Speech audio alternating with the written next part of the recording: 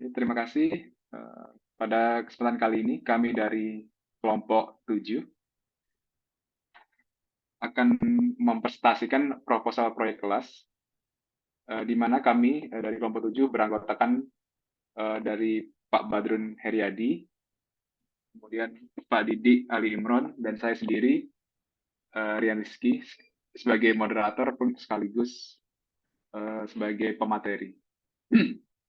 Nah, proposal proyek kelas ini, kami mengangkat judul penelitian mengenai pemanfaatan integrasi BMC, Business Model Canvas, dengan Business Intelligence atau BI, untuk interpretasi dan real-time monitoring kontainer rental untuk meminimumkan demurrage. Next.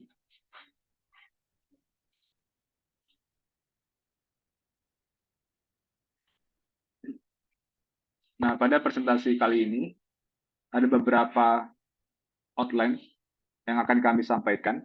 Yang pertama adalah latar belakang, kemudian rumusan masalah, selanjutnya ada tujuan dan manfaat penelitian, kemudian ada batasan masalah, selanjutnya ada tinjauan pustaka dan dasar teori, dan yang terakhir adalah metodologi penelitian. Bab 1 mengenai pendahuluan.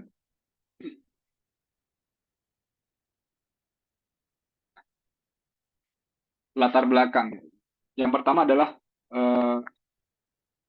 visibilitas kondisi kontainer sewa tidak termonitor dengan baik, sehingga meningkatkan potensi demurrage. Yang kedua adalah perlunya alat bantu kerja monitoring kontainer sewa. Yang ketiga adalah perlunya laporan operasional yang cepat dan akurat sebagai sarana pengambilan keputusan pada tingkat manajerial. Nah, 3 latar belakang ini merupakan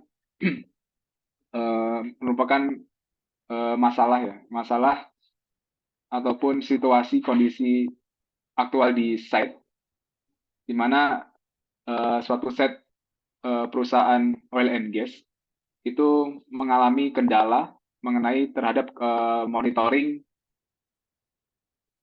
kontainer sewa, di mana akibat tidak termonitoringnya dengan baik, maka timbul biaya-biaya lain akibat tidak propernya atau tidak layaknya pengawasan ataupun proses pengembalian kontainer ke vendor sesuai dengan jadwal dan waktu yang telah ditentukan. Maka timbul biaya lain yang kita sebut namanya pada poin 1 adalah demurrage. Nah, jadi demurrage ini timbul karena tidak termonitoringnya operasi inbound maupun outbound dari kontainer dengan baik, sehingga timbul kesalahan-kesalahan akibat pelaporan dari operasional kontainer yang tidak berjalan sesuai dengan timeline maupun melebihi budget cost yang telah diplanningkan oleh tim operasi dari Departemen Supply Chain. Next.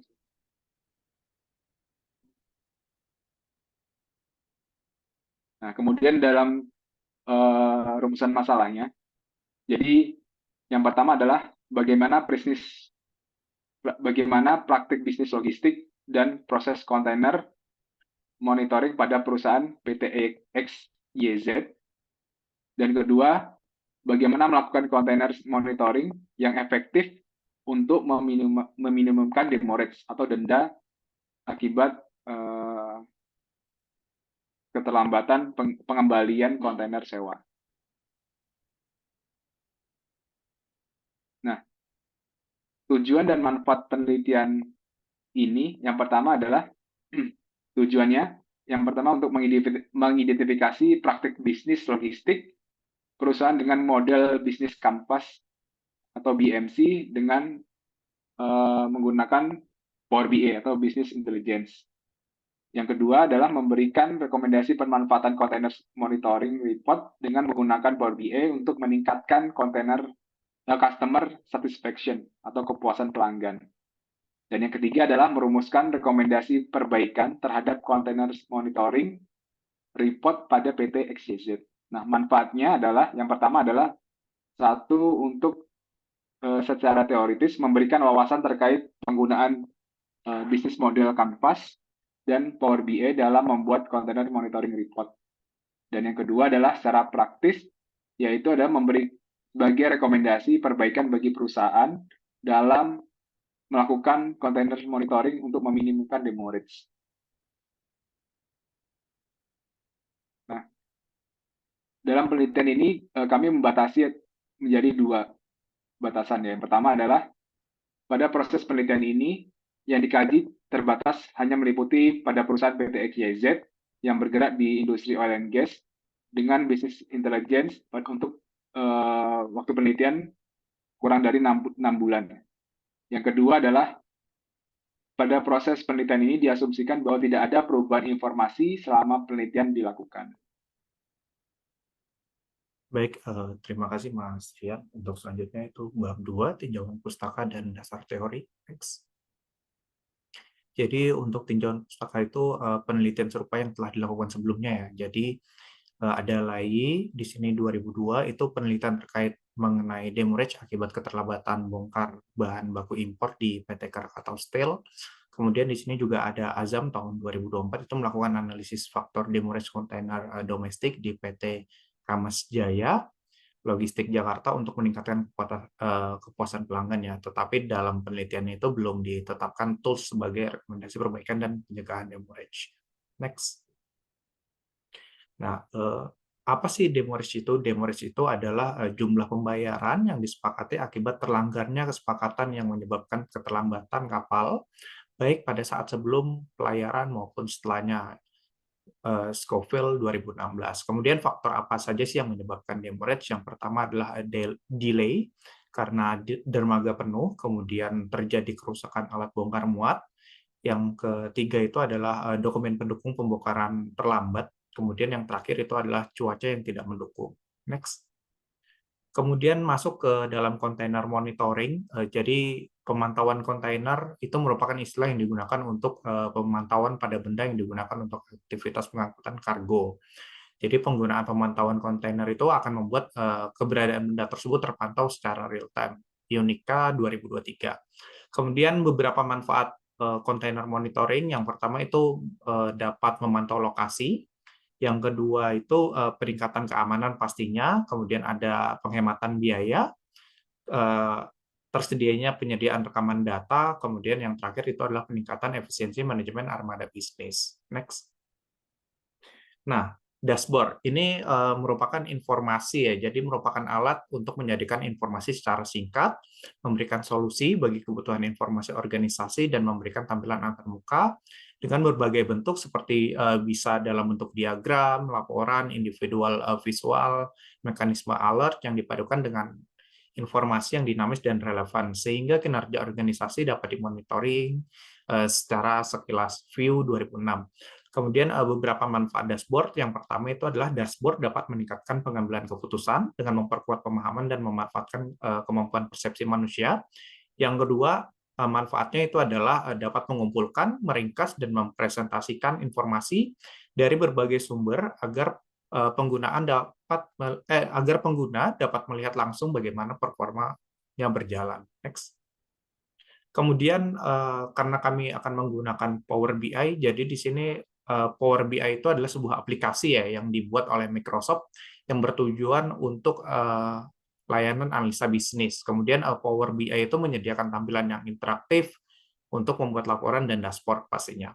Kemudian Power BI sendiri juga memiliki beberapa fitur kunci ya. Ini menurut Target 2015. Yang pertama adalah hybrid deployment support, yang B Quick Insight, kemudian Cortana Integration, Customize, dan yang terakhir itu API for Integration. Jadi untuk Power BI ini nanti akan menyajikan laporan-laporan dan dashboard yang akan di-display. Next. Kemudian ada Yang kelima, dasar teorinya itu adalah decision support benefit. Ini untuk mengambil keputusan pada situasi yang kompleks. Kemudian organisasi itu memerlukan sistem pendukung manajerial untuk membantu dalam proses pengambilan keputusannya. Sehingga perlu adanya decision support di dalam pengambilan keputusan itu sendiri. Kemudian di dalam decision support itu dibagi menjadi 3 konstruksi utama. Yang pertama itu adalah better knowledge processing, kemudian reduce decision time, kemudian yang terakhir adalah reduce decision cost. Next. Kemudian yang keenam itu adalah organization benefits. Jadi penggunaan sistem BI itu dapat memberikan manfaat dalam mendukung dan meningkatkan kualitas pengambilan keputusan dalam perusahaan. Kemudian organization benefit itu diidentifikasi ke dalam 3 konstruksi utama juga.